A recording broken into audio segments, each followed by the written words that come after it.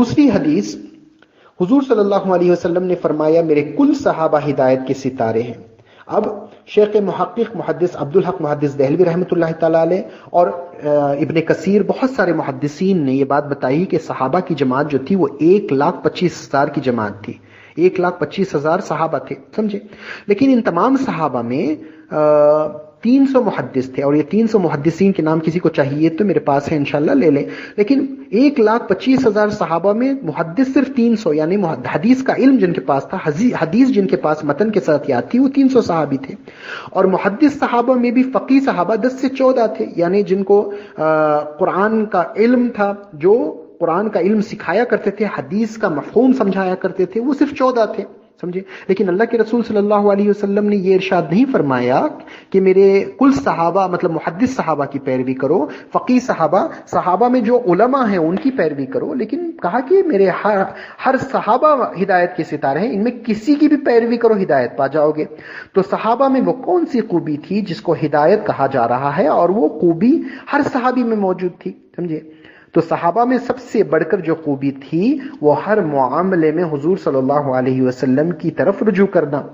हुजूर सल्लल्लाहु अलैहि वसल्लम की मौजूदगी में कभी खुद से कुरान खोलकर मसले नहीं निकाला करते थे सहाबा, बल्कि हर बात हुजूर सल्लल्लाहु अलैहि वसल्लम से लेते। इस बात से ये अकीदा वाज़ेह हो गया कि जिन लोगों के पास हदीस की अहमियत कम और ना के बराबर है, जो अपने को अहले कुरान कहते हैं, वो साफ साफ सहाबा के तरीके से अलग नजर आते हैं। आज के दौर में हर मुसलमान पर लाजिम है कि कुरान का इल्म हदीस की रोशनी में ले, वो हदीस जो साबित शुदा हो, ना कि जो घड़ी हुई हो। हाँ? दूसरी खूबी सहाबा में ये थी कि सहाबा हुजूर सल्लल्लाहु अलैहि वसल्लम का अदब और मोहब्बत जान से ज्यादा और अजीब ढंग से करते। हदीसों में आया है कि वुजू का एक कतरा नीचे गिरने नहीं देते थे। हुजूर सल्लल्लाहु अलैहि वसल्लम के लुआब दहन को तबर्रुक समझते थे, और आपके मुंह मुबारक को और आपके कपड़ों को और आपकी इस्तेमाल शुदा चीजों को का एहतराम करते और बरकत का बाइस समझते थे। और हद तो यह है कि हुजूर सल्लल्लाहु अलैहि वसल्लम की इस्तेमाल शुदा चीजों को नापाकी की हालत में छुआ भी नहीं करते थे। ये जो सारी बातें सहाबा के ताल्लुक से मैं बता रहा हूं, हर एक बात पर सबूत मौजूद है, ठोस सबूत सही और हसन हदीस से मौजूद है। इंशाअल्लाह दूसरे बाब में हस्बे जरूरत हवाला जात जरूर दूंगा। यहां बस कुछ बातें अर्ज करना जरूरी है। अब इस तरह की मोहब्बत और अकीदा जो सहाबा किया करते थे, ना कुरान का हुक्म था, नबी करीम सल्लल्लाहु अलैहि वसल्लम ने हुक्म दिया था इस तरह से करने के लिए, बल्कि ये सहाबा अपनी तरफ से करते थे, और हर सहाबी का यही तरीका हुआ करता था, समझे। और ये जो तरीका है हुजूर सल्लल्लाहु अलैहि वसल्लम के लुआब दहन के ताल्लुक से, वजू के पानी और आपकी इस्तेमाल शुदा चीजों के ताल्लुक से, अगर सहाबा ना करते, समझे, और वही के जमाने में, वही के नुज़ूल के जमाने में और हुजूर की मौजूदगी में हुजूर के सामने ये बातें नहीं होती, तो अगर आज कोई इन बातों को करता तो जरूर बहुत सारे लोग शिर्क और बिदत का फतवा लगा लेते। बहरहाल इस मुख्तसर सी गुफ्तगू से इतना अंदाजा लगाया जा सकता है कि सहाबा का तरीका क्या है और कौन सी जमात में यह तरीका पाया जाता है।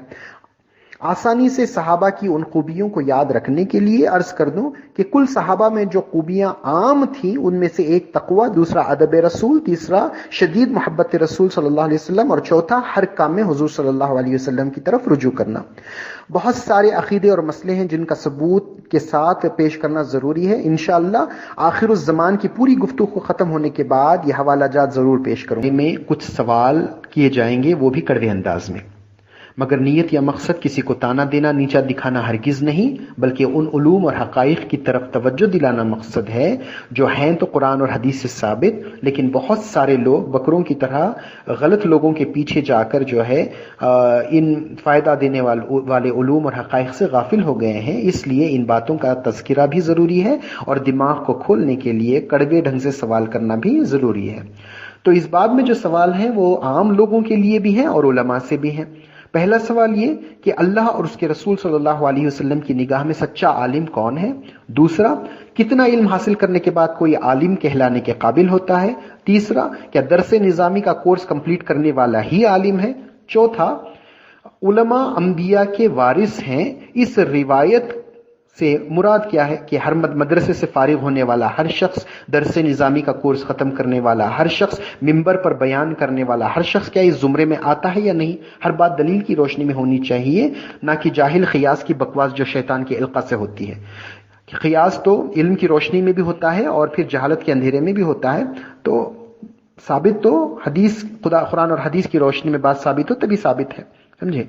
तो आम तौर से आलिम, इल्म के जानने वाले को आलिम दीन यानी दीन के इल्म जानने वाले कहते हैं, हम बात समझते हैं। लेकिन मुस्लिम शरीफ की एक हदीस है और मशहूर हदीस है, उसमें कहा गया है कि इल्म का हासिल करना हर मुसलमान मर्द और औरत के लिए फर्ज है। इस सिलसिले में मैंने उलमा से राब्ता किया तो फुक़हा के कौल से बताया कि वो कुल इल्म मिलाकर यानी फराइज का इल्म 360 मसाइल बनते हैं। खैर सवाल वो नहीं है, सवाल ये है तो क्या सब मुसलमानों को आलिम बनना फर्ज है? ये कहा गया है इल्म का हासिल करना तो फर्ज है, तो आलिम बनना फर्ज कहा गया है? या दूसरा सवाल ये है कि जितना इल्म फर्ज है सिर्फ उतना इल्म हासिल करने से क्या कोई आलिम बन जाता है? हाँ, मेरी तहकीक जो कुरान और हदीस की रोशनी में हुई है उस हिसाब से तो नहीं। हाँ, लेकिन आप अपनी गौर व फिक्र जारी रखिए और अपनी तहकीक भी बाद में इंशाल्लाह मैं जवाब दूंगा। ये सवाल इसलिए है क्योंकि आज दौर हाजिर में उलमा को जब देखता हूं तो जितना इल्म आम मुसलमान के लिए फर्ज है बस उतना इल्म रखते हैं और उससे कम इल्म रखते हैं और अपने आप को उलमा कहते हैं, और अक्सर तो सुनी सुनाई बातों को अपने बयानात में दोहरा देते हैं और जाकर सबूत पूछो तो उनके पास कोई ठोस सनद या सबूत मौजूद नहीं होती।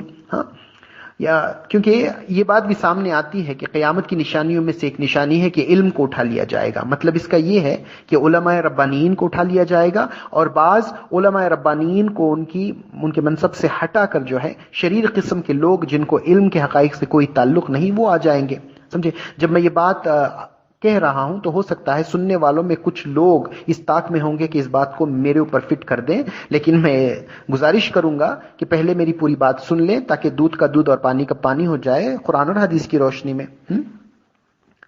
अब तीसरा सवाल मेरा यह है कि हदीस में आया है कि उलमा अंबिया के वारिस हैं, तो ये बात सुनकर उलमाए हक तो खुश हो जाएंगे, सुकून पालेंगे, लेकिन उलमाए सू भी जबरदस्ती इस जुमरे में अपने आप को शामिल कर लेते हैं, जबकि उन्हें मालूम नहीं कि हदीस में यह बात आई है कि उलमाए सू जहन्नम के कुंदे होंगे। तो बहरहाल इस हदीस पे मजीद कुछ सवाल हैं। सबसे पहला सवाल यह है कि पिछली शरीयतें खत्म हो गई, अब क़यामत तक मोहम्मद रसूलुल्लाह सल्लल्लाहु अलैहि वसल्लम की शरीयत ही चलेगी, तो इस उम्मत को यह बताने की बजाय कि उलमा नबी के वारिस हैं, यह कहा गया है कि अंबिया के वारिस हैं, तो इससे क्या मुराद है?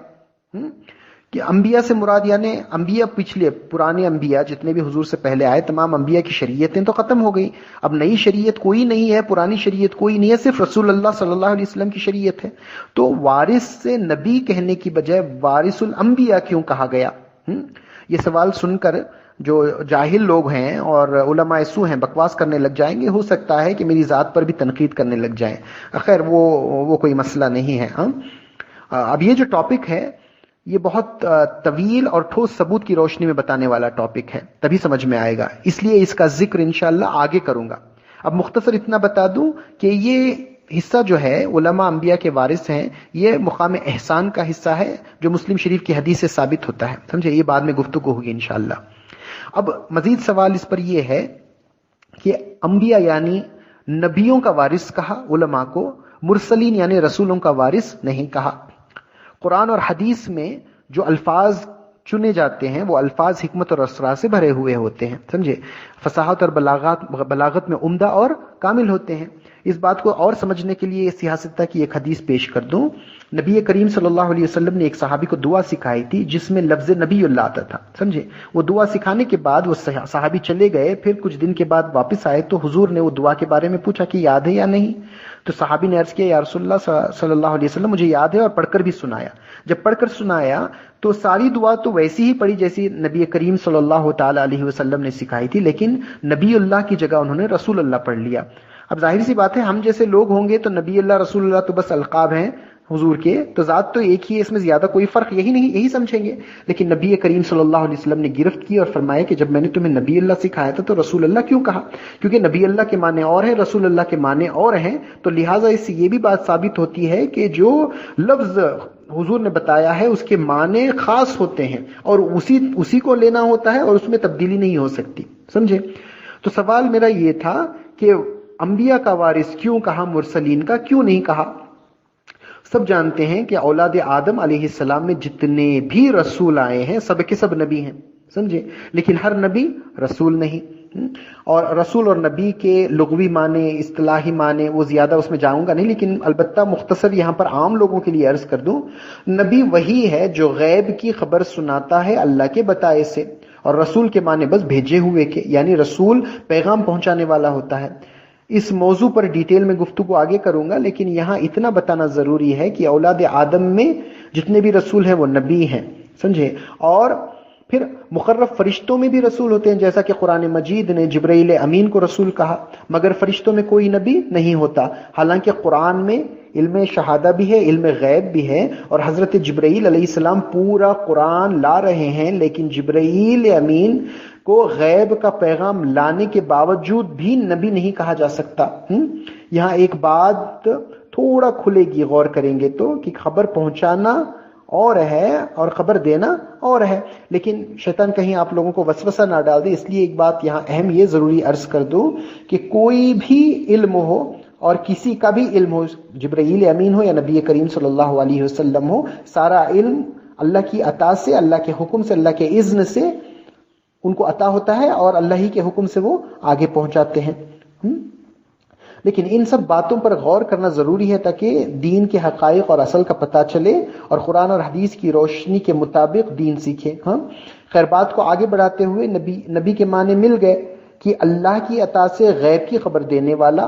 اب یہ بھی پتہ چلا ہے کہ نبی کا ورثہ غیب ہے، جو علم اللہ نے دیا ہے، جو غیب میں سے تھا، جس کو نبی کریم صلی اللہ علیہ وسلم پہلے نہیں جانتے تھے، یا کوئی بھی نبی ہو، انبیاء نہیں جانتے تھے۔ تو سوال یہ ہے کہ جو وارث ہوگا اس کو بھی ورثے میں وہی غیب کا علم ملنا چاہیے نا، جس کو وہ نہیں جانتا تھا، یا ایسا نہیں ہے؟ اس پر تھوڑا مزید سوال تاکہ دماغ کھلے اور پھر میری بات آسانی سے سمجھ میں آئے۔ اب نماز ہے، روزہ ہے، ان تمام یہ جو فرائض کا علم ہے، کیا یہ علم غیب میں سے ہے؟ اگر یہ علم غیب میں سے ہے تو پھر جتنے مسلمان ہیں جو فرائض کا علم جانتے ہیں، نماز روزوں کا احکامات کا علم جانتے ہیں، تو کیا وہ سب کے سب انبیاء کے وارث میں شامل کیے گئے ہیں، بھلے ہی ان کو ورثے میں 1% علم ملا ہو؟ تو اس میں علماء کا کیا خاصہ ہے کہ علماء کو انبیاء کا وارث کہا جائے؟ یا سب کے سب تھوڑا بھی جس کو علم ہے کیا وہ وارث بن جاتا ہے؟ یہ سوال ہے۔ اور اگر ان فرائض کا علم غیب کا علم نہیں، تو پھر وہ کون سا علم ہے جس کو پا کر یہ کہا جا سکتا ہے کہ انبیاء کے وارث علماء ہیں؟ اس کا جواب اکابرین امت کے اقوال سے ضروری ہے، اور اکابرین یعنی صحابہ، پھر تابعین، تبع تابعین، اور مجتہدین محدثین کے اقوال سے ثابت کرنا ضروری ہے۔ اپنے قیاس سے کچھ بول کر پتلی گلی سے نکل جانے سے کچھ بات ثابت نہیں ہوگی، بلکہ ایسا کرنے والا تو اپنی جہالت کو ہی ثابت کرے گا۔